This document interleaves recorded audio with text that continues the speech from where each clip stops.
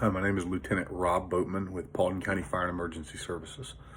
I stand before you today, Judge, to go over an investigation on a recent structure fire in which evidence was collected. I stand before you today because the defendant is attempting to declassify the evidence collected, stating that it violated their Fourth Amendment constitutional rights. And I'm going to ask that we go beyond that and show that it does not violate any constitutional rights, and that the evidence was obtained legally and with probable cause to obtain the evidence. Generally speaking, after a structure fire, I'm called. I come to the scene. The crews hang out, waiting for me to arrive, kind of give me a rundown on what they found. I go into my investigation, and that's pretty par for the course for every structure fire. Now, this scenario was a little different. While the crews were cleaning up, approximately 30 minutes prior to my arrival, a second structure fire with reports of children being entrapped was called out in the vicinity of the first fire, the one in question at this time. Naturally, crews responded, went in service because the need was there. We prioritize and triage calls, and as a high priority call, obviously lives are at stake, and the crews left the scene and went to the structure fire. Upon my arrival, no fire crews nor the homeowners were there. I conducted my search. I found evidence as stated in the case, and during that time, the homeowner showed back up with their attorney stating that I was trespassing, I did not have a warrant, and that I violated the chain of custody with my evidence, that it was going to be thrown out.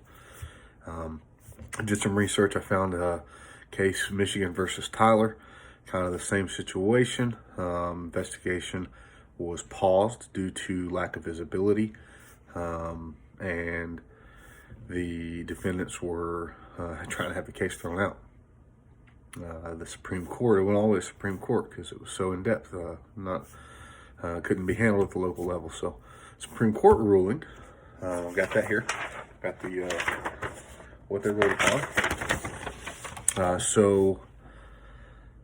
Basically, the biggest issue was, does the Fourth Amendment require an arson investigator to obtain a search warrant prior to examining a fire scene? And the answer is no, under certain conditions. And here are the conditions. So, to remain on the premises for a reasonable amount of time to investigate the fire and preserve evidence from intentional or accidental destruction, seizing any evidence in plain view. So, the plain view test. So, three things have to be met.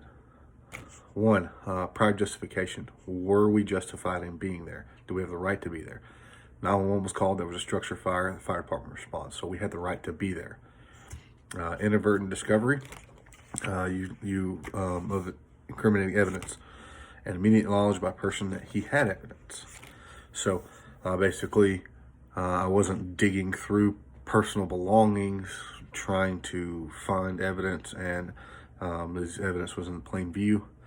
And I did notify immediately of the evidence I found once the homeowner arrived back with their attorney, and I contacted the detective as well, get the ball rolling with law enforcement. Basically, the court found in the end of this Michigan v. Tyler that the re-entry by fire officials was merely a continuation of the first entry because it stopped due to barriers beyond the control of the investigators. Same with our scenario. Beyond the control of the fire crews that were on scene or me, the second alarm blew out for a structure fire with children entrapped, and the crews on scene had to go in service to respond to that because it takes priority. So I'm asking that this evidence be valid, be presented, so that we can do right by the law. Thank you.